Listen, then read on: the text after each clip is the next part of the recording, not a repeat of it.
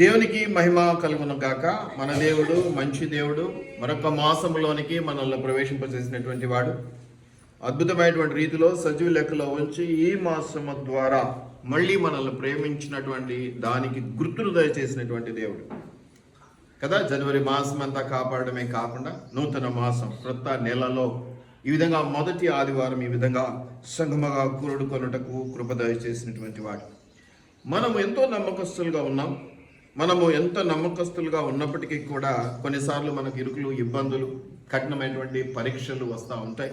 మరి నమ్మకస్తంగా ఉన్నటువంటి పరిస్థితుల్లో మనం ఏం కోరుకుంటామంటే మంచి ప్రతిఫలం దొరకాలని కోరుకుంటాను. ఎంత నమ్మకంగా ఉన్నాను, నేను ఇంత మంచివాడుగా ఉన్నాను, నేను ఇంత దేవుని నమ్మి దేవుని పనులు వాడబడుతూ ఉన్నాను, నాకు మంచి ప్రతిఫలం దొరకాలి, మంచి ఈవులు నాకు అందాలి, మంచివి శ్రేష్టమైనవి నాకు కావాలి అనేది మనం ఆశిస్తూ ఉంటాం. తప్పేం కాదు. అయినా కూడా కొన్నిసార్లు మనం ఇరుకున పడుతూ ఉంటాం, ఇబ్బందుల్లో ఉంటాం, శ్రమల్లో ఉంటాం. కొన్నిసార్లు మనసుకు గాయమవుతూ ఉంటుంది. కొన్నిసార్లు మనం అనేకుల చేత తృణీకరించబడుతూ ఉంటాం. కొన్ని తోసివేసినట్టు అయిపోతూ ఉంటుంది. మనకు అవమానాలు జరుగుతుంటాయి. మరి అనేకమైనటువంటి నిందలు వస్తూ ఉంటాయి. కొన్నిసార్లు ఒక రకమైన మానసిక వేదనకి గురవుతుంటాం. ఏదైనా అనుకున్నది జరగకపోయినా, మనకి ఇష్టమైన వారు ఎవరైనా దూరమైనా, లేకపోతే ఎవరైనా చనిపోయినా ఇష్టమైన వాళ్ళు మనం అలాగా ఇదైతూ ఉంటాం. ఇంకా చిన్న చిన్న అనారోగ్యాలు ఉన్నా అట్లాగే ఇబ్బందులు అవుతుంది. పెద్ద పెద్ద అనారోగ్యాలు ఉన్నా కూడా అలాగే బాధపడుతూ ఉంటాం. ఇంకా మనం చెప్పాల్సి వస్తే నిరుత్సాహానికి తొందరగా లోనవుతూ ఉంటాం, డిప్రెషన్లో ఉంటాం. ఏదో మనకి ఇది జరగలేదు, మన పని ఇది కాలేదు, మనం అనుకున్నది టార్గెట్ మనం రీచ్ అవ్వలేకపోయాం. ఈ టార్గెట్స్ పెట్టుకుంటాం కదా, దానివల్ల కూడా మనం ఆ గమ్యాలు చేరలేని పరిస్థితులు వచ్చినప్పుడు మనం ఇబ్బంది పడుతూ ఉంటాం. డోంట్ వరీ అనేది మనము అనుకోవాల్సినటువంటి మాట.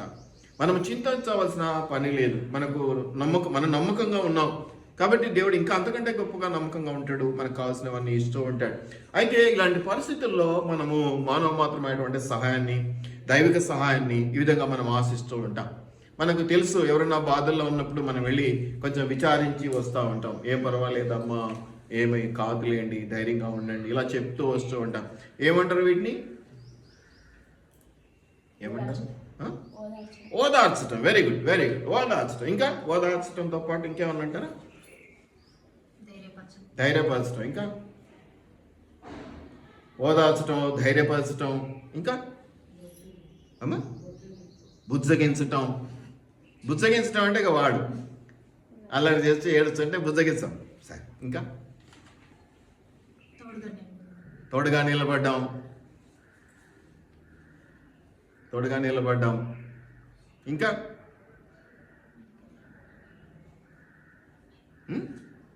ఇంకా ఏమంటారా? ఓదార్చటం, బుజ్జగించటం, ధైర్యపరచటం.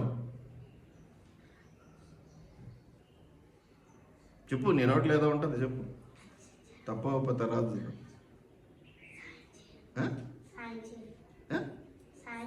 సహాయం చేయటం. Very good. సహాయం చేయటం. ఇంకా అన్నీ కలిపి మిక్సీలో వేస్తాయండి ఒకసారి బయటికి. అదే ధైర్యం అంటే అదే చెప్పారు మీరు. ఇంకా చెప్పేశారు, ఇంకా అయిపోయింది. ఇంకా ఎవరైనా కొత్త వాళ్ళు? ఓదార్చటం. ఓదార్చడానికి ఇంకో మాట అమ్మా అమ్మా దేవుని మాట. Very good. దేవుని మాట చెప్పటం. ఇంకా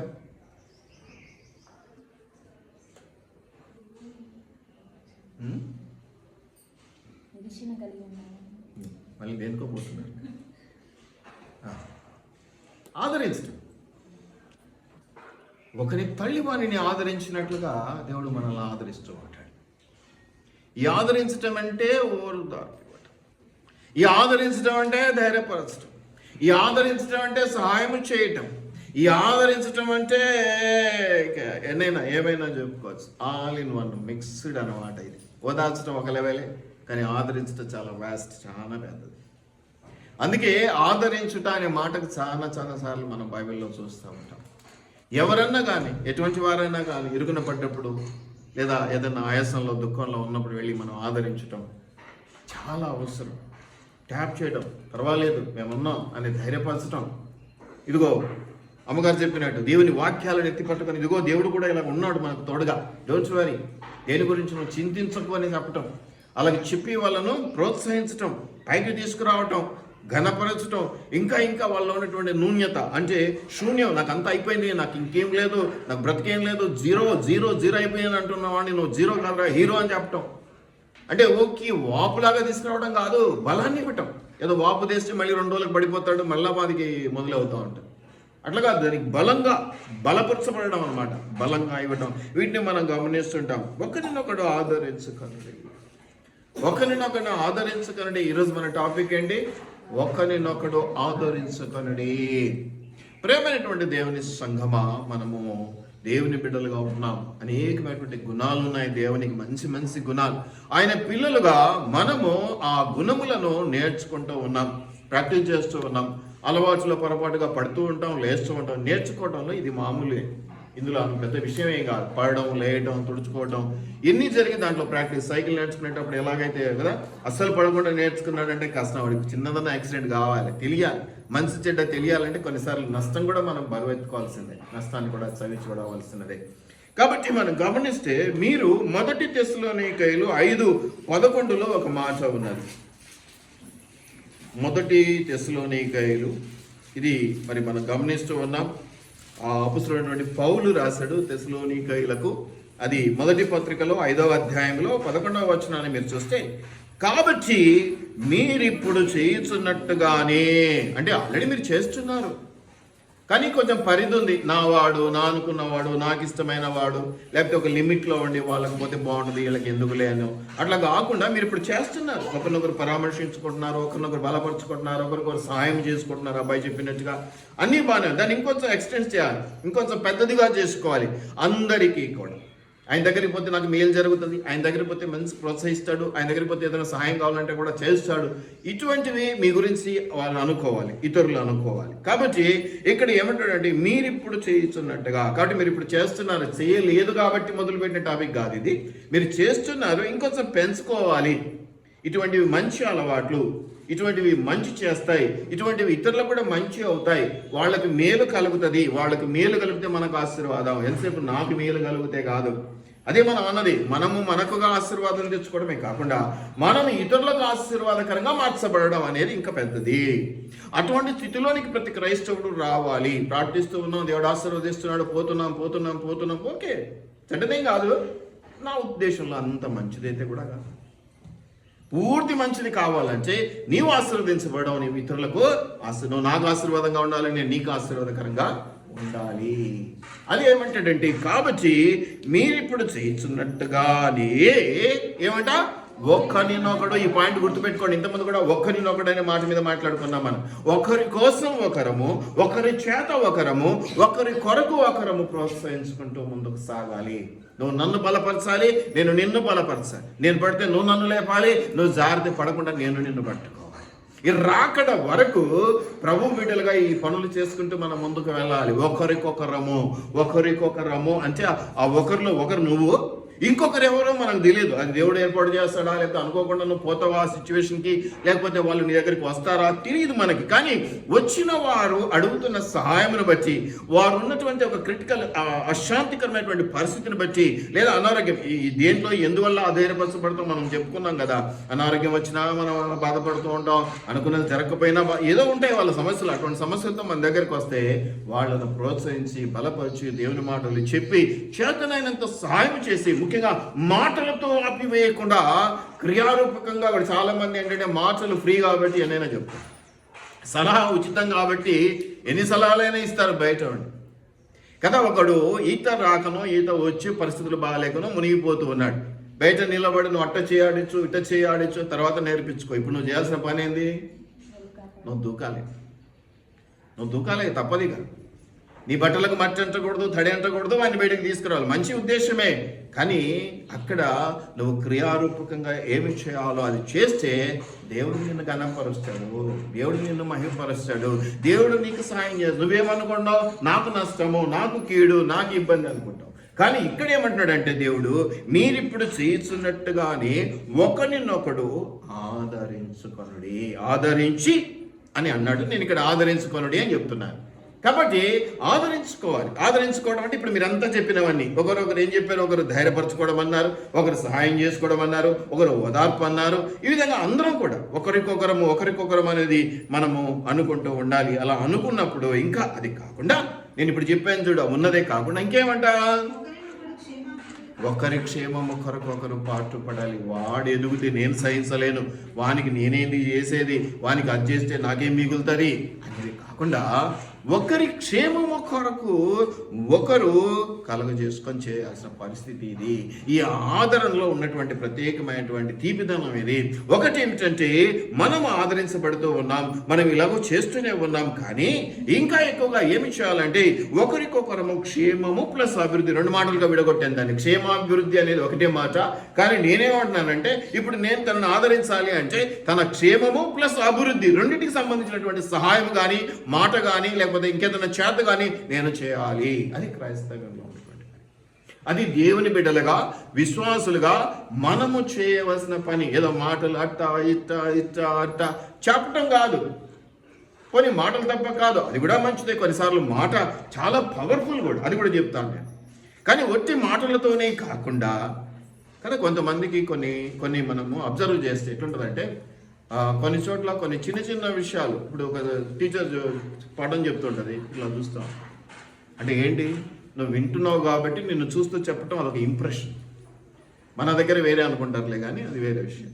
కాబట్టి అది ఉన్నతి, అది ప్లస్ పాయింట్, అది నీకు ప్లస్ పాయింట్. అట్లాగా కొన్ని క్రియారూపకంగా చేయటము అనేది అవసరము. అలా చేస్తూ మాటల ద్వారా, దేవుని వాక్యము ద్వారా ధైర్యపరచడం అనేది చాలా అవసరం. ఏం కాదు బిడ్డ, ఏమైతుందిరా, చాలా సులువే. కానీ వాడు దాంట్లో ఉన్నాడు సమస్యల్లో, ఆ మాట ఒక్కటే వాడిని బలపరచదు, కానీ కొంచెం బలపరిచే అవకాశం ఉన్నది. కానీ దాంతోపాటు నేనున్నా కదా అనే మాట ఒక్కటి బయటకు వచ్చినాను. ఎందుకు భయపడతావురా అని నిన్నే పో అనేదానికంటే నేనున్నా కదా ఇంకెందుకు భయం అన్నాను అనుకో, ఎటుంటుంది వానికి, అవతలకి ఎటుంటుంది, ఇంకొంచెం ప్రోత్సాహం, ఇంకొంచెం బలం, ఇంకొంచెం ధైర్యం, ఇంకా సమస్యను తాను ఎదిరించుకుంటాడు, సమస్యను తాను పోగొట్టుకొని నిలబడతాడు వాడు. కాబట్టి ఒక్క మాట, ఒకరినొకడు ఆదరించుకొనుడి. ఈరోజు నా మాట ఏంటంటే, నా టాపిక్ ఏంటంటే ఒకరినొకరు ఆదరించుకొనుడి. ఎలా ఆదరించుకోవాలి? ఆల్రెడీ మీరు చేస్తున్నారు ఇది, కానీ కొంతవరకే చేస్తున్నారు. ఇంకా చేయాలి, ఇది నాకు చేత కాదు, ఇది నాకు వద్దు, ఇలాంటివి నెగటివిటీస్ లేకుండా చేయడానికి సామర్థ్యం ఉన్నంత మేరకు మనం చేయడానికి ముందుకు రావాలి. అది ఎందుకోసమట, ఒకరినొకరం చేసుకోవాల్సింది ఎందుకోసమట, క్షేమము, అవతల వాళ్ళ క్షేమము. మనం ఏం చేస్తాము, మనకేం మిగులుతుంది, పంచాయతీకి పోతే ఏం పెడతారు, బట్టలు పెడతారా, ఏమన్నా ఇస్తారా, కాదా, ఇంకా ఏమన్నా ఉంటే మనకేమిటి, మనోడా కాదండి, కాదు. అలాగా నీ క్షేమము నీ, కొంతమంది ఇట్లాంటి విషయాల్లో ఏంటి, క్షేమం అభివృద్ధి పొందుకొని మళ్ళీ మనల్ని తగలెట్టి వెళ్ళిపోతూ ఉంటారు, అది వేరే విషయం. ఏది ఏమైనా ఇది దైవ గుణము కాబట్టి, ఇది దేవుని క్యారెక్టర్ కాబట్టి, ఆ దేవుని బిడ్డలుగా మనం నేర్చుకోవాలి. వాటి నేర్చుకుని వదిలేయకూడదు, ప్రాక్టీస్ చేయాలి. వాక్యం కూడా అంతే కదా, విని వదిలేసే వాళ్ళు కూడా ఏం లేదు, మనం ప్రాక్టీస్ చేయాలి. ప్రాక్టీస్ మన జీవితాలలో వాటిని అనుభవించుకోవాలి. అలా అనుభవించుకోగలిగినప్పుడు ఒకేసారి రాదు. మనం బలహీనులం, ఆత్మసిద్ధమే కానీ శరీరం బలహీనం అయినా కూడా పట్టరాదు, పట్టిన పట్టు విడవరాదు. మనము తప్పక ఆచరించవలసినది, నేర్చుకోవలసినది. చేత కాదు అంటే నువ్వు చేతగానోడివి, చేత కాదు అంటే నువ్వు చేతగానోడివి అంటే ఇంకా దేవునికి ఇష్టమా, దేవునికి ఇష్టం లేదా, అది వేరే విషయం. అది మీకు దేవునికి సంబంధించినటువంటి అంశం. కాబట్టి మనం ఇక్కడ గమనించినట్లయితే మీరు చూడండి, పైన 4వ అధ్యాయం 18వ మాట కూడా మీరు చూస్తే, 18వ వచనం కూడా, కాబట్టి మీరు ఈ మాటల చేత ఒకరినొకడు ఆదరించుకొనుడి అని ఉంది. మీరు గమనిస్తే 18వ వచనము 4వ అధ్యాయంలో కూడా మీరు చూస్తే ఏ మాటలు అనేది నేను మళ్ళీ మీకు చదువుతాను, చివరిలో చదువుకుందాం టైం అంటే. కాబట్టి ఈ మాటల చేత ఈ ప్రోత్సహించబడేటువంటి క్రియల చేత ఒకరినొకరు బలపరచుకొనండి, ఒకరినొకరు ధైర్యపరచుకొనండి, ఒకరికొకరు సాయం చేసుకొనండి అనేది మనం చూస్తూ ఉన్నాం. మీరు గమనించినట్లయితే యోహాను సువార్త 14వ అధ్యాయంలో 16వ వచనంలో మీరు చూస్తే, యోహాను సువార్త 14వ అధ్యాయము 16వ వచనంలోకి మీరు చూసినట్లయితే, నేను తండ్రిని వేడుకొందును మీ యొద్ద ఎల్లప్పుడూ నుండుటకై. అయ్యా మాకు చేత కావట్లేదు, ఈ ఆదరించడం అంటే ఏంటో మాకు అర్థం కావట్లేదు, కాబట్టి మాకు ఎవరన్నా నేర్పించాలి, ఎవరన్నా సహాయం చేయాలి, ఎవరన్నా మాతో కూడా ఉండాలని నువ్వు అంటే, నువ్వు అనకముందే చెప్తున్నటువంటి మాట, దేవుడి నోటి నుంచి వస్తున్నటువంటి మాట ఏమిటంటే, నేను తండ్రిని వేడుకొందును మీ యొద్ద ఎల్లప్పుడూ 24/7 అంటారు కదా, నిరంతరం ఎప్పుడు కూడా ఉండేటట్టుగా ఏమంటాడు, ఉండుటకై ఆయన వేరొక ఆదరణకర్త. కింద ఫుట్ నోట్స్ లో ఆదరణకర్త అంటే ఏమనుందమ్మా, కింద ఫుట్ నోట్స్ లో కింద చిన్న అక్షరాలు ఉత్తరవాది. ఇది ఎవరు చెప్పలేదు. సో ఆదరణకర్త అంటే ఎవరు, నన్ను పక్కన పెట్టేసి నా తరపున న్యాయం తీసుకుని వెళ్ళి నేను మాట్లాడతా డేవిడ్ శేఖర్ పక్షాన అనేటోడు ఉత్తరవాది. ఆయన ఉత్తరవాదిగా మన కొరకు ఆయన తండ్రి దగ్గర ఉన్నాడు. ఎవరు, యేసయ్య. ఆ విధంగా బలపరచటం, ఉత్తరవాది, ఆదరణకర్త, సహాయకుడు, ధైర్యపరచువాడు. ఎన్ని మాటలు ఉన్నాయో ఇక మనం చెప్పాల్సి వస్తుంది. దయచేసి జ్ఞాపకం పెట్టుకోండి. అంతేకాకుండా ఇంకేమిటంటాడు, అనగా సత్యస్వరూపియగు ఆత్మను మీకు అనుగ్రహించును. అట్లాగే 26వ వచనం కూడా చదవండి. ఆదరణకర్త అనగా తండ్రి నా నామమున పంపబోవు పరిశుద్ధాత్మ. అంటే నీవు ఆదరించబడాలి అంటే నీకు ఒక ఆదరణకర్త రావాలి. నువ్వు ఇంకొకరిని ఆదరించాలంటే నువ్వు ఆదరణకర్తగా మార్చబడాలి. ఇప్పుడు మీకు అర్థమవుతుందా? నీకు ఆదరణ కావాలంటే నీకు ఆదరణకర్త కావాలి. నీవు ఇంకొకరికి ఆదరణ అందించాలంటే నీవు ఆదరణకర్తగా మార్చబడాలి. ఈ ఆదరణకర్త పరిశుద్ధాత్ముడైతే నీవు ఇంకొక రీతిగా వారికి దైవ స్వరూపమైనటువంటి కార్యములు సహాయం చేయాలి. అంటే నువ్వే యేసుప్రభు లాగా వారికి సహాయం చేయాలి. అంటే యేసుప్రభు బిడ్డగా యేసుప్రభు గుణాన్ని నువ్వు పుచ్చుకొని ఆ గుణము ద్వారా ఇతరులకు కట్టి సహాయాన్ని అందించి, అబ్బా దేవుడిలాగా వచ్చావన్నా. కొన్నిసార్లు ఇట్లాంటి మాటలు మనం వింటాం, చాలా రేర్గా వింటాం. బా ఎట్లా ఏం చేయాలో అర్థం కాకుండా ఉండే అన్నా, దేవుడే పంపించినాడు అన్నా, నేను బా దేవుడిలాగా వచ్చి సాయం చేసినాడన్నా. వినలేదా? అలా అనిపించుకోవాలంటే చాలా చేయాలి. ఏదో ఒక పూట కోసం, ఒక మాట కోసం అట్లాంటి పేరు రాదు. అట్లాంటిది క్రైస్తవ జీవితం. అలా ఉంటే దీవెన, అలా ఉంటే ఆశీర్వాదం, అలా సహాయాలు చేస్తూ ఉంటేనే మనకు మేలు. అది లేకపోతే నీకు వచ్చే ఆశీర్వాదాలు అనుకున్నావేమో ఆశీర్వాదాలు కావాలి. భ్రమలు భ్రమలు భ్రమలు. నీటి బుడగలు ఏమంటారు, ఎండమావులు. అవి జరుగుతున్నట్టే ఉంటాయి, మనకు అందవు. ఉన్నట్టే ఉంటాయి, మనకి అందవు. మనం అనుకుంటాం వాటిని పూసి ఎండమావులు అంటే పరిగెడితే ఏం దొరుకుతుందండి. ఎండమావులు అంటే తెలుసా, ఎండాకాలము రోడ్ల మీద మనం పోతూ ఉంటే దూరంగా నీళ్లు కదులుతున్నట్టు కనిపిస్తుంటాయి మన కంటికి. దాన్ని ఎండమావులు అంటారు. ఎందుకు? భూమి మీద గాలి వేడే పతలాయి కొట్టుకుంటుంటుంది కాబట్టి మన కంటికి ఏముంటుంది, అక్కడ నీళ్ళు నుండి కొట్టుకుంటున్నట్టు కనిపిస్తుంది. వాటిని ఎండమావులు అంటారు. ఎండమావుల్లో నీరు ఉండదా? మనకు అలా భ్రమ, ఆ భ్రమలో బతుకుతున్నాం మనం. ఏదో దొరికింది దేవుడు ఇచ్చాడు, కానీ నిజంగా నువ్వు పొందుకోవాలంటే నీవు ఆదరణకర్తను పొందుకోవాలి. అంటే పరిశుద్ధాత్మని పొందుకోవాలి. అంటే సత్యస్వరూపైన దేవుని ఆత్మను నువ్వు పొందుకోవాలి. నీవు దాన్ని ఇతరులకు ఇవ్వాలి. నాకు ఇండి నిండి పొంగి పొరలుతున్నది, నీలో దాన్ని నింపుకోవడమే కాకుండా అది ఇతరులకు కూడా అందేటట్టుగా చేయాలి. ఆ పరిశుద్ధాత్మ వరమును, ఆ పరిశుద్ధాత్మ కృపను, ఆ పరిశుద్ధాత్మ సహాయమును నీవు ఇతరులకు అందించేలా ఉండాలి. అలా అందించాలంటే ఒకటే లింక్ కావాలి, ఒకటే చైన్లో లింకుల్లాగా ఉండాలి. అలా లేకపోతే అందదు, అలా లేకపోతే అందదు, అలా లేకపోతే అందదు. దయచేసి జ్ఞాపకం పెట్టుకోనండి. ఈ మాటలు మనకు దేవుడు ఆదరణకర్తగా అందిస్తున్న 15వ అధ్యాయం 26వ వచనం కూడా చూడండి. దీనిలో చాలా ఉన్నాయి.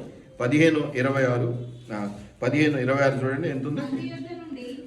తండ్రి యొద్ద నుండి మీ యొద్దకు నేను పంపబోవు ఆదరణకర్త. కింద మీరు ఫుట్ నోట్స్లో చూస్తే మళ్ళీ ఉత్తరవాది అని ఉంటుంది. అనగా తండ్రి యొద్ద నుండి బయలుదేరు సత్యస్వరూపి అయిన ఆత్మ వచ్చినప్పుడు ఆయన గురించే సాక్ష్యము చెప్పును. ఎవరి సత్యస్వరూపి అయిన ఆత్మ? పరిశుద్ధ. ముందే చెప్పాడుగా పరిశుద్ధ. ఇప్పుడు ఆదరణకర్త, సంచకరువు, ఇవన్నీ మనం దేవునికి ఆపాదిస్తున్నటువంటి యేసయ్య గురించి మనం మాట్లాడుతూ ఉంటాం. సో త్రియేక దేవుడు ఏం చెప్తున్నాడు అంటే, తను వెళ్ళిపోతున్నాడు కాబట్టి ఏమని వేడుకుంటానన్నాడు, తండ్రి వద్ద నుంచి యేసయ్య వెళ్ళేటప్పుడు ఏమన్నాడు, మీకు ఆదరణకర్తను పంపమని అడుగుతాను అన్నాడు. ఎవరు ఆదరణకర్త? సత్యస్వరూపి ఆత్మ, పరిశుద్ధాత్ముడు. ఇప్పుడు నీవు పరిశుద్ధాత్మను పొందుకుంటే నీవు ఆదరణ పొందుతావు. నీవు ఇంకొకరికి అటు ఆత్మను అందించగలిగితే, అటు సువార్తను అందించగలిగితే, అటు దేవుని వాక్యమును అందించగలిగితే వాళ్ళు ఆదరి ఆదరించబడి, ఇప్పుడు అమ్మ చెప్పినట్టుగా వాక్యము ద్వారా కూడా ఆదరించాలి. నీ సొంత తెలివితేటలు పెట్టుకొని అలా ఇలా చెప్పడానికి కాదు, వాక్యము ద్వారా ఆదరించాలి. వాక్యం ద్వారా ఆదరించాలంటే వాక్యం నీకు తెలిసి ఉండాలి. ఒట్టుగా తెలిసి ఉండడం కాదు, వాక్యాన్ని నీవు అనుసరించేవాడిగా ఉంటేనే. నేను అనుసరించకుండా నువ్వు అనుసరించని చెప్పేదానికి మనకు యోగ్యత లేదు.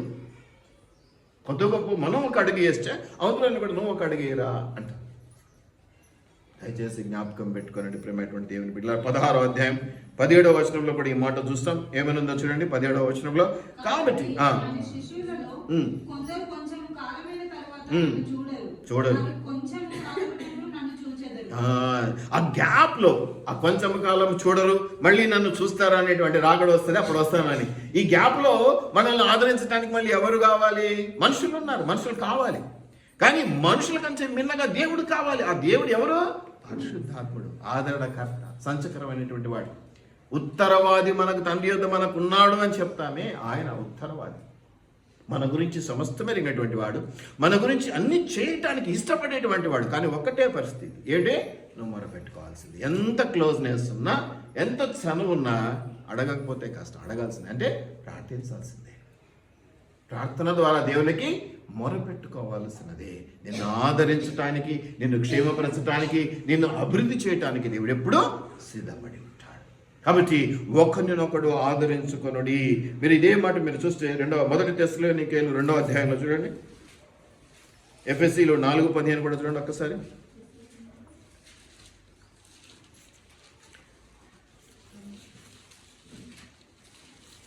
ఎఫెసీలు 4:15 ఏమని చెప్తున్నాడు? ఫిలిప్పీయులారా, సువార్త నేను బోధించడానికి వచ్చినప్పుడు ఈ పుచ్చుకుంటే పాలివారికి మిగిలిన మీకు తెలియను, ఏలైనా కాదు మీకు మీ మాటికి నా అవసరం తెచ్చుటకు సహాయం చేసేది. సహాయం చేయవారై ఉండాలి, సహాయం చేసేటువంటి వారై ఉండాలి. మీరు ఇది గమనిస్తే మరి ఎఫెసీ 1 తెస్సలోనికీయులు 2వ అధ్యాయం గమనిస్తే 2వ అధ్యాయము 11, 12, 13 వచనాలు.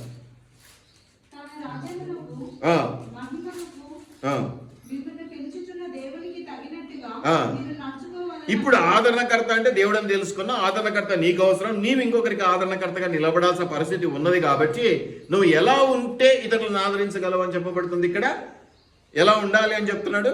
ఎందుకు పిలుచుకున్నాను అంటున్నాడు? మహిమకును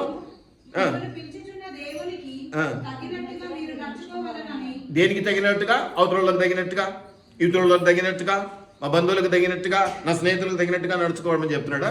దేనికి తగినట్టుగా నడుచుకుంటే నువ్వు దీవించబడతావు? దేవునికి తగినట్టుగా. నీ ఇష్టాలను బట్టి కాదు నీ యొక్క నడవడిక ఉండవలసింది, దేవుని ఇష్టానుసారంగా ఉండవలసినటువంటిది. దేవునికి తగినట్టుగా, మనుషులకు తగినట్టుగా కాదు. మనుషులను మెప్పించవాలన్న ప్రయత్నం అవసరం లేదు, మనుషులను దుఃఖపెట్టాల్సిన అవసరం అంతకంటే లేదు. కానీ దేవుని సంతోషమునకు కారణము మన నడక అయితే దాని గురించి మనం ఏం మాత్రం ఆలోచన చేయక్కర్లేదు. ముందడుగులు వేయటమే, ముందుకు వెళ్ళిపోవటం, సాగిపోవాలి, యేసుతో సాగిపోవాలి అంటారు కదా, అలాగా. కాబట్టి మనం గమనించుకుంటే ఆదరణ వలన మనకు ఫస్ట్ కలిగేది ఏంటంటే, మొట్టమొదటి మీరు గమనించండి, ఎవరికైనా నమ్మకం పెరుగుతుందండి, భరోసా కలుగుతుంది, ధైర్యం వస్తుంది, నమ్మకం పెరుగుతుంది. నేను ఉన్నానులే, నేను చేస్తానులే, లేకపోతే మనం ఉన్నాం కదా ఇంక ఇద్దరం కలిసి చేయొచ్చులే, ఏం భయపడాలి, దానికే ఉంది అన్నాం అనుకోండి. అవతలకి ఏదైనా కష్టంలో కానీ నిష్ఠూరంలో కానీ ఎంత ధైర్యపరచబడతారో తెలుసా? అసలు ఈ సమస్యను అప్పటి వరకు కొండలా చూసినోడు, అవునన్నా ఇప్పుడు దాకా నాకు ఆలోచన రాలేదు, ఎంత ఈజీ అన్నా, రే ఊరికే బాధపడితే ఇన్ని రోజులు మొదటి దగ్గరికి వచ్చింటే బాగుండు, మొదటి నిన్ను కలిసి ఇది ఇట్లాంటివి రావాలా మన గురించి. మొదటి నేను నిన్ను కలిసింటే బాగుండు, మొదటి నీకు దగ్గరికి వచ్చింటే బాగుండు, అయ్యో నీకు చెప్పేదానికి కొంచెం బాధపడి చెప్పకపోతే చెప్పింటే బాగుండు, అట్లా ఉండిపోవాలి మనం. ఇవి ఎప్పుడు జరుగుతాయి? నీవు దేవుని పోలి నడుచుకుంటున్నప్పుడు ఇది జరుగుతాయి. నీవు ఆదరణకర్తగా ఇతరులకు అతి ఆదరణ ఇవ్వగలిగినప్పుడు ఇటువంటివి జరుగుతూ ఉంటాయి. దయచేసి జ్ఞాపకం పెట్టుకో ప్రియమైనటువంటి దేవుని బిడ్డ, ఆదరణ వల్ల నీ విశ్వాసాన్ని పెంచుకోవాలి, అభివృద్ధి పరచబడాలి. హెబ్రీయులు 10, 22, 23, 24 చూడండి.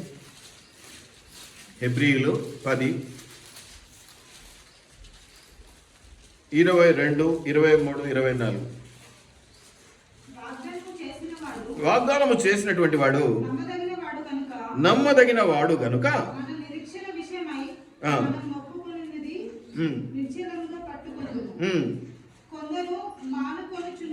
కొందరు మానుకొనుచున్నట్టుగా సమాజముగా కూడుట మానక ఒకరినొకరు హెచ్చించుచు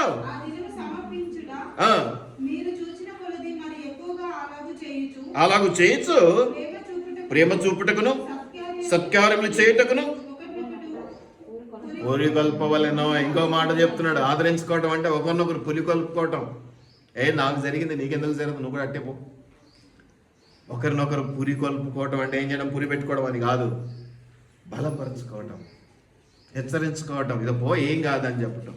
దేంట్లో ఈ వేటి విషయాల్లో మొట్టమొదటి ఏం చెప్పాడు, ప్రేమ చూపుటకును సత్కార్యములు చేయుటకును. వీటిని విషయంలో ఒకరినొకరు పురికొల్పుకోనండి, ఇది ఆదరించుకోవటం అంటే. ఒకరికొకరు సహాయం చేసుకోండి, అది ఆదరించుకోవటం అంటే. ఒకరు ఉత్తరవాదిగా నిలబడడం, అది ఆదరించుకోవటం అంటే. ఒకరి కష్టాలు ఒకరు చేతపుచ్చుకొని ఓదార్చుకోవటం, అది ఆదరించుకోవటం అంటే. అది నిజమైన ఆదరణ అంటే.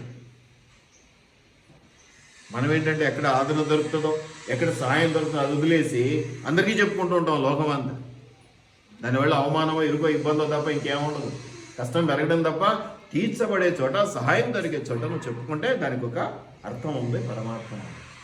అలా చేయకపోతే మనము దాన్ని పొందుకోలేము అన్నది మనం జ్ఞాపకం చేసుకోవాలి. ఆ అవసరం తీర్చబడదు అనేది మనం జ్ఞాపకం చేసుకోవాలి. ఒకటి గుర్తుపెట్టుకోవాలండి, ఈ ఆదరణ అనేది నీకు అంటే దేవుని దగ్గర నుంచి నీకు వచ్చినా నీకు బలం, నువ్వు ఇంకొకరికి నిలబెట్టినా అది బలం. ఇది నేనేమంటానంటే ఒక ఆత్మీయ ఎదుగుదలకు ఒక తాళం చేయలాగా. అంటే ఇప్పుడు నేను ఈ ఆత్మీయ స్థితి ఇది నాది, ఆ డోర్ లాక్ చేసింది, నేను లోపలికి రాలేకపోతున్నాను, ఏమీ లాభం లేదు దాంట్లో.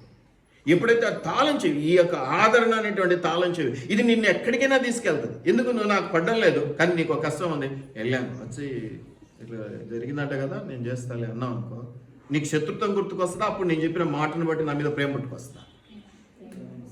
నీకు శత్రుత్వం గుర్తుకొస్తుందా? అరే నువ్వు అడ్డ చేసి ఇట్ట చేసి అనే పరిస్థితి గుర్తుకొస్తుందా? ఇంత కష్టంలో ఈయన నాకు పడదు అయినా కూడా నా దగ్గరికి వచ్చాడు, అడుగుతున్నాడు అనే ధైర్యంతో ప్రేమ పుట్టుకొస్తుంది. ఎందుకు? సింపుల్ టెక్నిక్, సింపుల్, అది చాలా చాలా సింపుల్, చాలా చాలా సింపుల్. అది ఆదరించుకోవటంలో ఉన్నటువంటిది అది. మనం ఎంతసేపు మనది పోకూడదు పక్కూడదు రావాలనుకుంటేనే వచ్చేది కీడు, ఇబ్బంది, అదే జరుగుతుంది. లేదా మంది 10 పెడితే వెంట్రుకేసి కొడలు లాగాలని ప్రయత్నం చేస్తేనే వచ్చేది ఇబ్బంది. దేవునికి 10 రూపాయలు కానికేసి 10 కోట్ల ఆశీర్వాదాలు కావాలని కోరుకుంటారే, అది బాధ, అది ఇబ్బంది. అది జ్ఞాపకం పెట్టుకోవాలి మీరు, దయచేసి జ్ఞాపకం పెట్టుకోరండి.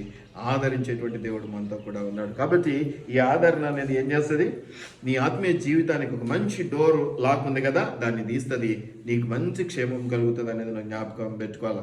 సదాకాలం ప్రభుత్వం కూడా ఉంటాయి. చాలా ఉన్నాయండి. మన కొరింథీలో చూస్తే మరి 13:13లో ప్రేమ గురించి చివరికి మిగిలేదు ప్రేమ.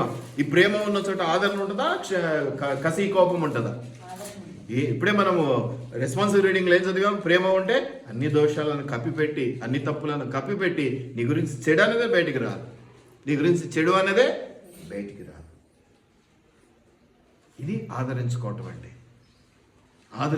అంటే ఇది త్యాగంతో కూడుకున్నది, ప్రేమతో కూడుకున్నది, సహాయంతో కూడుకున్నది. ఏదైనా చేస్తాడు. ముందే చెప్తున్నా, కొన్ని చోట్లకు మనం వెళ్తాం కదా, ఏదైనా చెప్తూ ఉంటే ఏమైనా చెప్పు కానీ డబ్బులు అయితే అడగక్కర్లా, నా దగ్గర లేవంట కదా. విన్నారా ఎప్పుడన్నా ఈ డైలాగ్? మనిషి అటువంటి కుచితమైనటువంటి ఆలోచన, అంటే వీడు వచ్చాడంటే ఏం తీసుకెళ్తాడో నా దగ్గర. మనం కూడా అట్లే ప్రవర్తించి ఉంటాం, అందుకే వచ్చి ఉంటుంది వానికి అభిప్రాయం. మన తప్పు కూడా ఉంటుంది, లేకపోతే వాడు మాత్రం ఎందుకని అంటే 1-2 సార్లు నువ్వు అట్లా చేసింటావు, వచ్చి రాగానే ఏదో ఎత్తుకుపోయే ప్రయత్నం చేసింటావు, వానికి విసుగొచ్చి అదే దృష్టిలో పెట్టుకుని నువ్వు రాగానే అన్ని దాచిపెట్టుకుంటుంటాడు. అట్లా ఉండకూడదు. మనం వెళ్ళటం వారికి ఆశీర్వాదం అనుకోవాలి.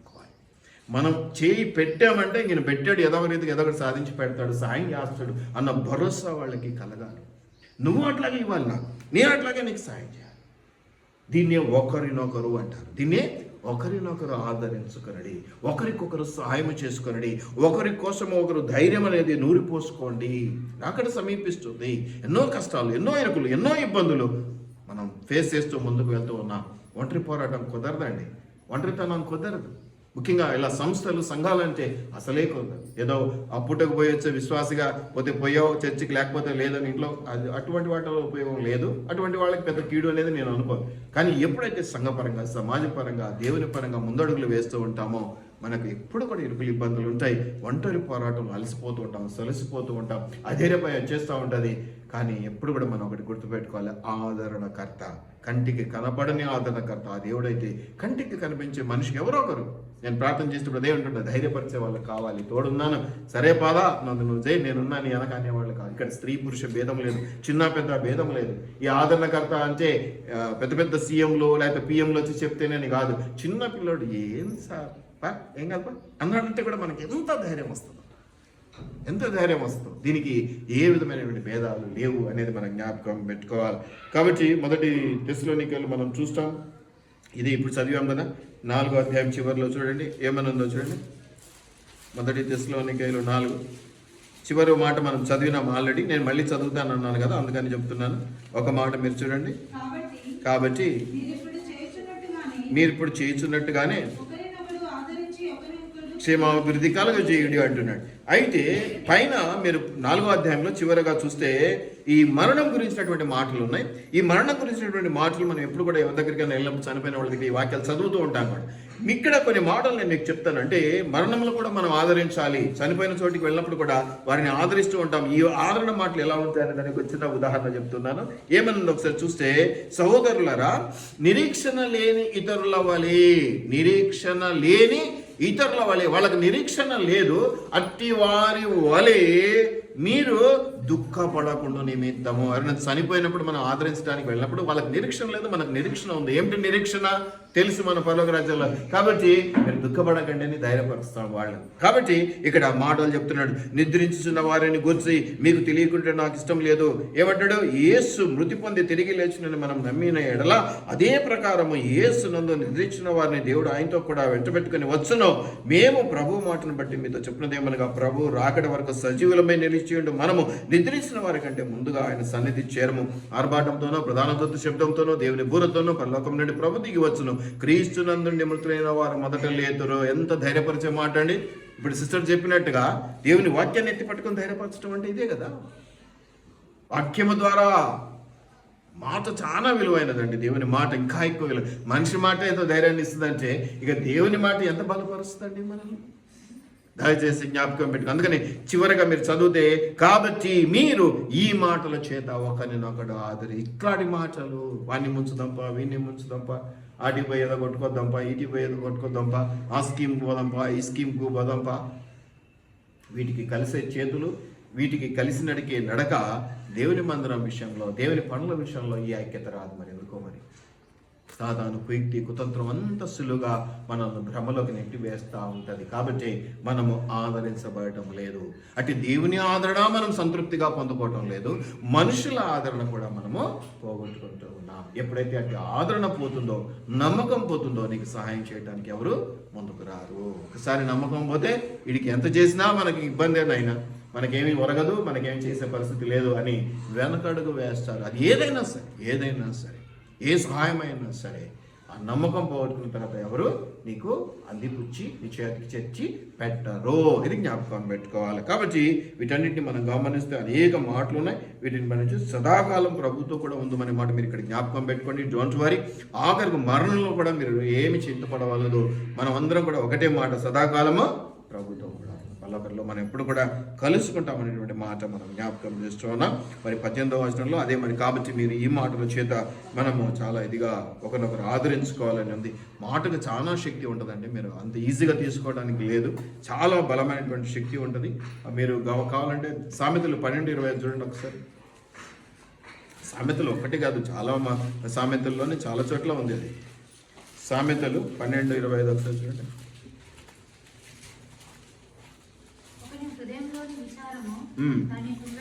వాని కృంగజేయును, విచారము వాని కృంగజేయును.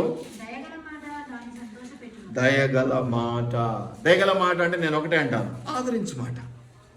అంతే కదా. ఆదరించేటువంటి మాట నువ్వు చెప్తే, బాగైందిలే, జరిగిందిలే, అట్టలే ఇట్టలే కాకుండా ఎందుకు జరుగుతుంది, పో, ఏం కాదు, పో, జరగదు, ఏం కాదు, ఇట్టే కాదు, ముందుకెళ్తాం, నీకు ఏది కాదు, నేనున్నా కదా, నేను చూసుకుంటా కదా అన్న ధైర్య వచనాలను నువ్వు చెప్తే ఏమంటమ్మా, దయగల మాట ఏమవుతుంది, సంతోషం. ఇటువంటి మాటలు మనం మస్తుగా చూస్తాం. 16:24 కూడా చూడండి. 16:24 కూడా చూడండి. 23 చివర.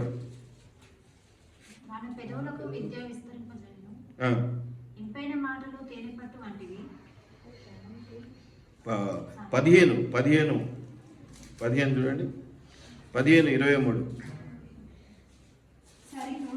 సరిగా ప్రత్యుత్తరం ఇచ్చిన వానికి దానివల్ల సంతోషం పుట్టును.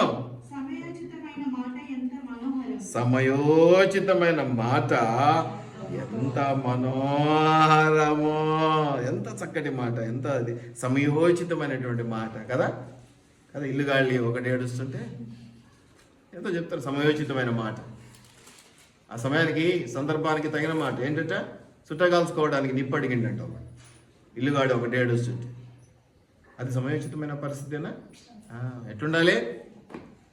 హార్పు అద్దెచ్చేపో, నీళ్ళు తెచ్చిపోయిపో, ఆ బావి దగ్గర పోయిరా పో, ఈ కుండెత్తు, ఆ బోరై అని కింద నిలబడి అరుస్తుండాలి కదా. ఏం చేయాలి?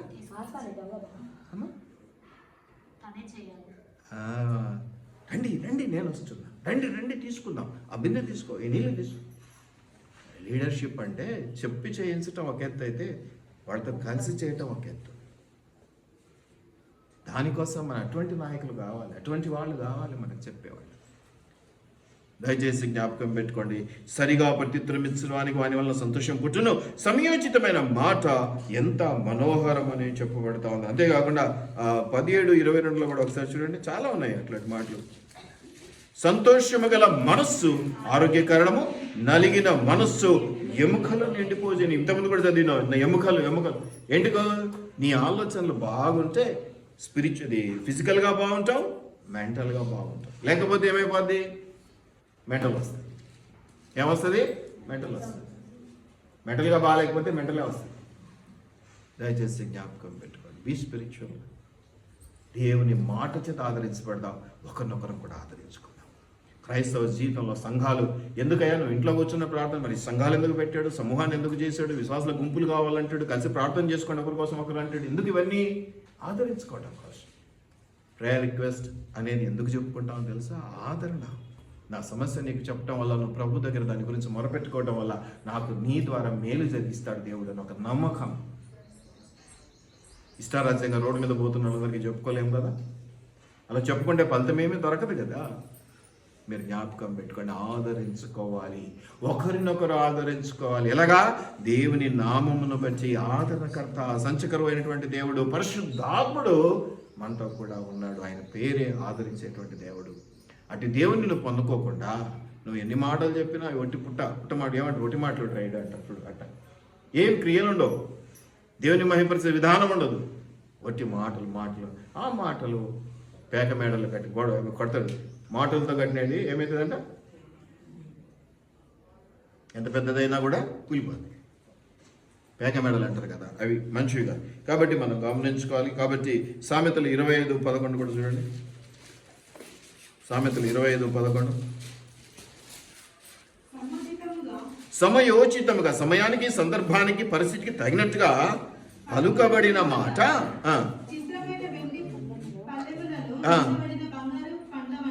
ఓయమ్మ, ఏదో బంగారు పండ్లనే అదే గొప్ప. అటువంటిది మళ్ళీ ఏమంటాడు? ఒక చిత్రమైన వెండి పళ్ళని తీసుకొని దాంట్లో పెట్టిన బంగారు పళ్ళ లాంటిది. ఎంత గొప్ప! ఆ మాటకు పవర్ ఎంత ఉంటుందో తెలుసా? మాటకు పవర్ ఎంత శక్తివంతం. ఇప్పుడు కూడా ఇదే కదా వాక్యం అంటే, దేవుని మాట. దీనికి ఎంత పవర్ ఉందో మనం చూస్తున్నాం కదా. మనిషి పవర్, మనిషి ప్రోత్సహించడం, మనిషి మాట తీరు కూడా అంత బలాన్ని ఇస్తుంది. ఎప్పుడైతే మనం దేవుని ఆదరణను, భద్రతను, క్షేమమును పొందుకోగలుగుతామో అప్పుడు అటు దీవెన కూడా మనకు నిండుగా దొరుకుతుంది అనేది మనకు తెలుసు. మీకు ఒక మాట జ్ఞాపకం చేస్తాను. ఇప్పుడు మీరు బర్నబా అనే ఒక ఆయన పేరేంటి వింటారు, పౌలు శిష్యులు. బర్నబా అంటే అసలు పేరేంటో తెలుసా? అర్థం ఏంటో తెలుసా? ఆదరణ పుత్రుడు. ఇప్పుడు మనం చదివింది ఒక వాక్యం ఆ బర్నబా గురించి. సహాయకుడు, అన్నీ కూడా తీసి దేవునికి ఇచ్చినటువంటి వాడు, తోటి విశ్వాసులకు ఇచ్చినటువంటి వాడు, తోటి మనుషులకు సహాయం చేసినటువంటి వాడు, ఆదరణ పుత్రుడు అని పిలువబడుతున్నటువంటి వాడు. ఆయన ఏం చేశాడు? ఒకసారి అపోస్తుల కార్యం 11:22 నుంచి చూసి మనం ముగించేసుకున్నాం. అపోస్తుల కార్యములు 11వ అధ్యాయం.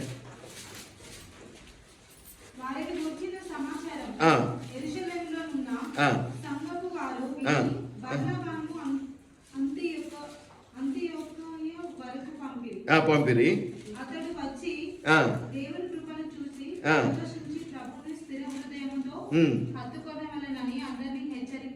ఏందమ్మా ఏమని చెప్తున్నాడు ఆయన? సహాయకుడే కాకుండా ప్రభువును అంటే ఏందమ్మా స్థిర హృదయం అంటే ఏందో అంటే అవసరానికి అప్పుడప్పుడు వచ్చి కూర్చోవడం కాకుండా పర్మనెంట్గా స్థిర హృదయం అంటే ఇచ్చిచ్చిట్టిడ అయ్యేది కాదు, కాన్స్టెంట్గా. ఒకరోజు ఇంత ప్రేమ ఉంటుంది, మరుసటి రోజు ఇట్టా పడిపోతుంది, ఇట్టి ఉంటుంది మన ప్రేమ. అట్లుండకుండా కాన్స్టెంట్గా. అప్పుడు చేసావు కదా అంటే అప్పుడు ఏదో మూడు బాలేగా చేసిన, ఇప్పుడు ఎందుకు చేస్తా?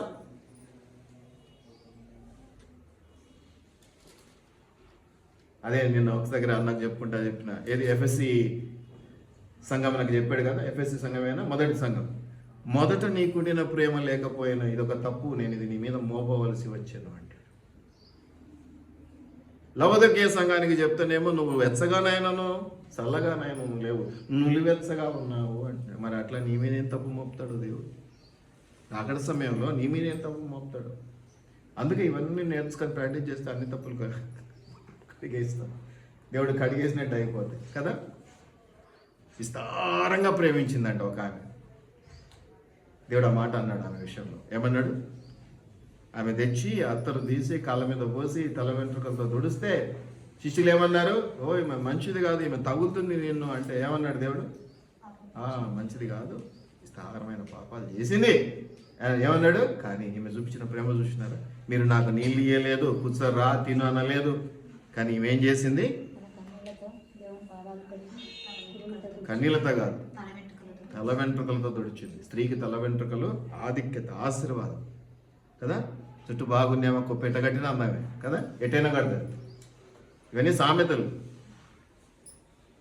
అంటే సామెతలు అంటే మన సామెతలు కాదు, లోకంలో అనుకునేటివి అన్నమాట. జుట్టునేమే ఏదో అంటారు, ఏమో మరి జుట్టుని వాళ్ళు చెప్పాలబ్బా. సరే అవి పక్కన పెట్టేస్తే మీరు గమనించండి ప్రేమైనటువంటి దేవుని బిడ్డలారా, దేవుడి యొక్క గొప్ప ప్రేమ ఎలా ఉందో చూడండి. బర్నబా అంత్యోక్య వరకు పంపిణీ, అతడు వచ్చి దేవుని కృపను చూసి ఏం చేయడానికండి? సమాచారం యెరూషలేములో ఉన్న సంఘపు వారు విని బర్నబా అంత్యోక్య వరకు పంపిణీ, అతడు వచ్చి దేవుని కృపను చూసి సంతోషించి ప్రభువును స్థిర హృదయంతో హత్తుకున్నవాలేనని. సో ఆదరణ పుత్రుడు చెప్తున్న మాట ఇది. మనం ఆదరణ గురించి మాట్లాడుతున్నాం. ఆయన ఏం చేయాలంటున్నాడు? స్థిర హృదయంతో హత్తుకోండి. ఇవాళ అవసరం హత్తుకుంటా, హక్ చేస్తా, రేపు అవసరం తీరిపోతే హగ్గు కాదు కదా ఇంకేదైనా గిచ్చుతా గిల్లుతా పొడుస్తా అంటే కుదరదు.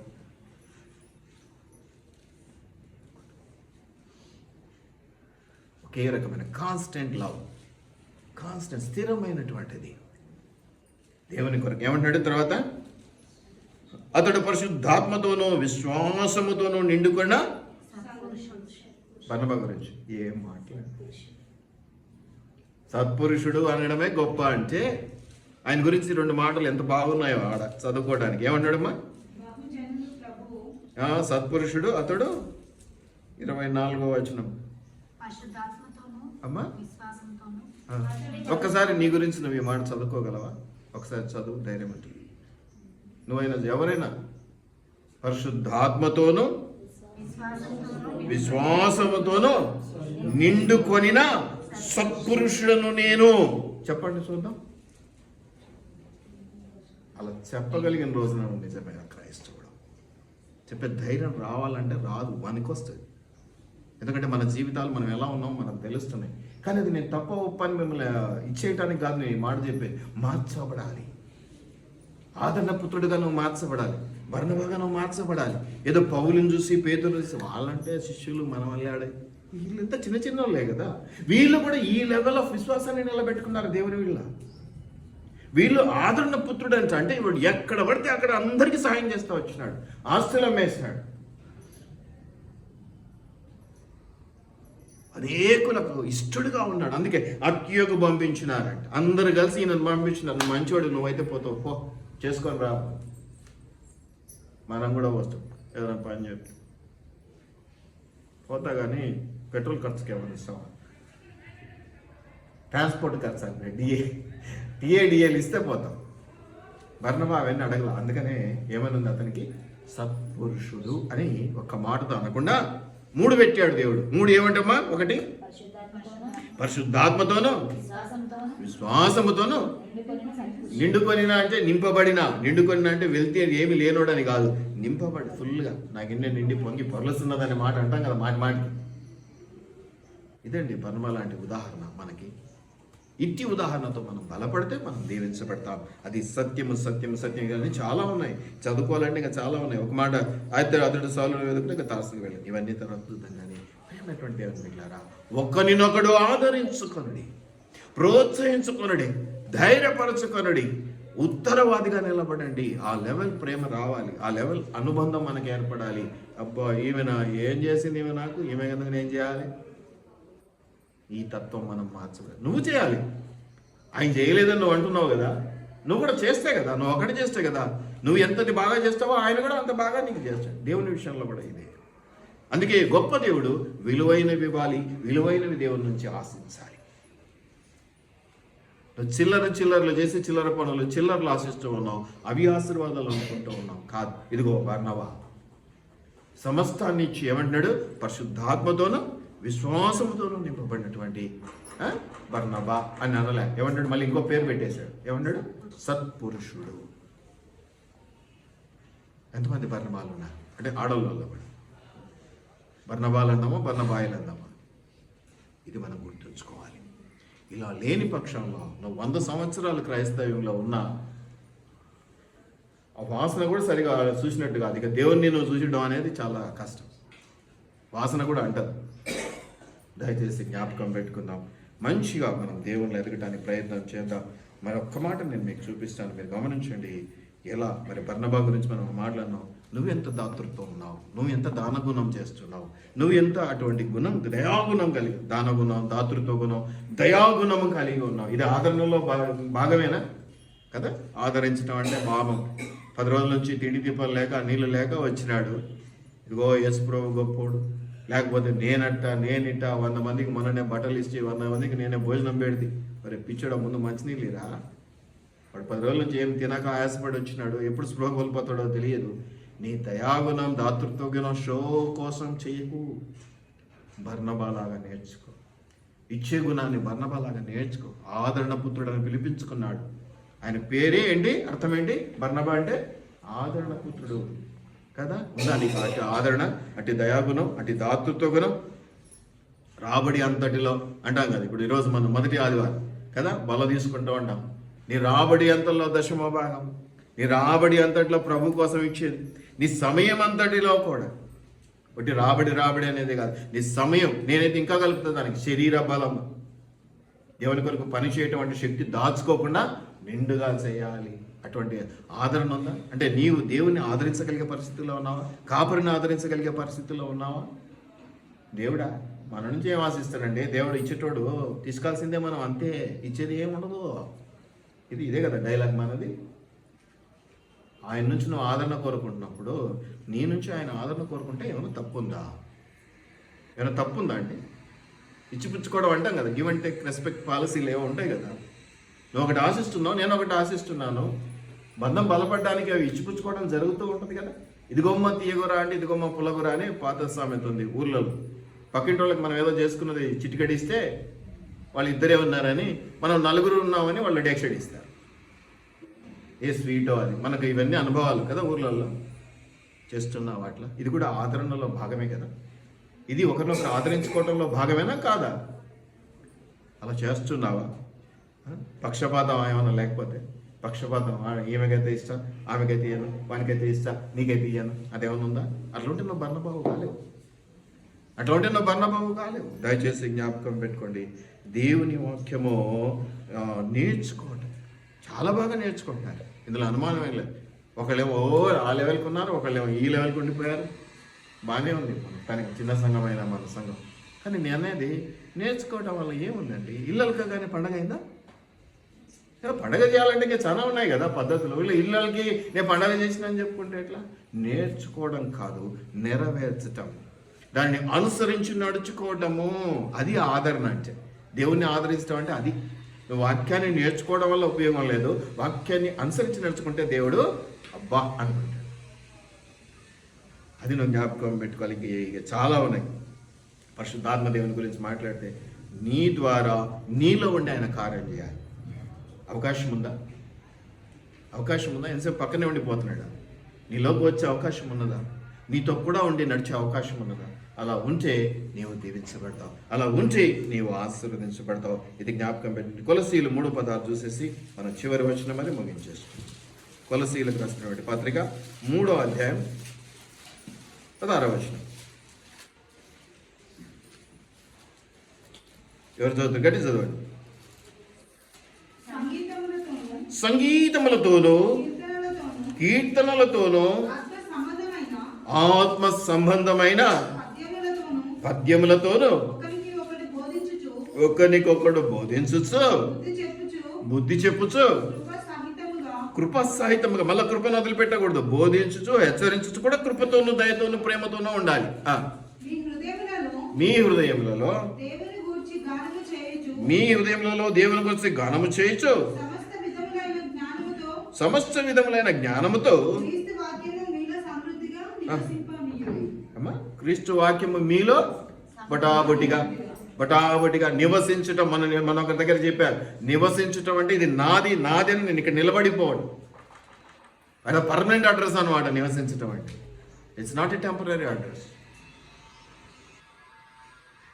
ఎంత బాగా చెప్తున్నాడో చూడండి. క్రీస్తు చివరి చదవమ్మా ఆ మాత్రం చదువు.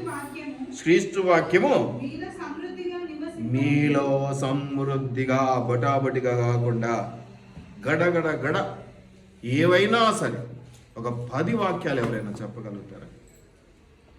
బైబిల్ అంతట్లో ఏవైనా మీకు ఇష్టమైనవి గడగడ గడ రెఫరెన్స్తో సహా ఒక 10 వాక్యాలు. బైబిల్ మూసేయండి, బైబిల్ మూసేసేయండి. మీరు ఒక్కొక్కరు 10 సంవత్సరాలు అయింది, 5 సంవత్సరాలు అయింది, 4 సంవత్సరాలు అయింది, సంవత్సరం అయింది, 2 ఏళ్ళు అయింది, ఓకే, నో ప్రాబ్లం. మీరు క్రైస్తవులు, మీరు విశ్వాసం, గ్యారెంటీ కదా. మీరు చర్చకు వచ్చినారంటే ఇందులో అనుమానం ఏం లేదు కదా. క్రీస్తు వాక్యము మీలో సమృద్ధిగా నివసింపనీయుడి. నివసించడం అంటే బగ్గొడగొడ్డ మేకలాగనమాట. నేనేమి ఎక్కువ అడగట్లా, బైబిల్ అంతా చెప్పండి అనడం. ఒక్క 10 విత్ రెఫరెన్సెస్ మీకు నచ్చిన భాషలో, తెలుగు, ఇంగ్లీష్, హిందీ, ఏదైనా సరే చెప్పండి, చాలు చెప్పండి. నెక్స్ట్ సండే ఒక్కళ్ళు కనపడరు, రారు. ఒక్కసారి మీరే ఆలోచన చేయండి. నేను అడిగిన ప్రశ్న పాపమా, తప్ప, మిమ్మల్ని అవమానించడానిక? బాధ ఉండదా? ఇంత చెప్తున్నా అయ్యగారు, లెక్చరర్ అయ్యగారు, ఇంత చెప్తున్న స్టూడెంట్ నేర్చుకోకపోతే బాధ అనిపిస్తుందా లెక్చరర్కి? అందులో తన కోసం కాదు ఆయే, పాపం స్టూడెంట్ కోసమే ఆయే. ఇది జ్ఞాపకం పెట్టుకోండి. ఇది ఎవరిని అవమానించడానికి కాదు. రాబోయే రోజుల్లో వాక్యం దొరకని పరిస్థితులు వస్తాయి. ఒక 10 వాక్యాలు నువ్వు కంటతా పట్టలేకపోతే, మనం కొన్నిసార్లు చూస్తుంటాం, చిన్న చిన్న పిల్లలు ఎంత బాగా చెప్తా ఉంటారు, నేర్చుకో. నీ పిల్లలకు ఆ విధమైన తర్ఫీదులు, ట్రైనింగ్ నువ్వు ఇవ్వకపోతే రేపొద్దున నీవు ఏ విషయంలో కూడా క్రీస్తు నుంచి ఆదరణ పొందుకుంటున్నావు అంటే అది అబద్ధం. నీకు ఇచ్చే ఆదరణ వస్తుంది, ఆదరణ రావట్లేదు, అది ఇచ్చేది సాతాను మాత్రమే, భ్రమపరుస్తుంది. కాబట్టి జ్ఞాపకం పెట్టుకుందాం, ప్రార్థన చేసుకుందాం. ప్రభువా నీకు వందనాలు, తండ్రి నీకు వందనాలు. ఒకరినొకరు ఆదరించుకోండి అనేటువంటి మాటను మేము ఈరోజు ప్రభా నేర్చుకున్నాం. అది నేర్చుకోవడమే కాదు, అనుసరించి నడుచుకునే ప్రయాసపడతాం. అలాగే మేము చేయుటకు మాకు ఆశీర్వాదకరమైన పరిస్థితులు ఏర్పాటు చేయమని వేడుకుంటున్నాం. అయ్యా దయగల దేవుడో, కన్నగల దేవుడో, నా రాజువు, నా రక్షకుడో ప్రభా నీకు వందనాలు చెల్లిస్తున్నాం నాయన.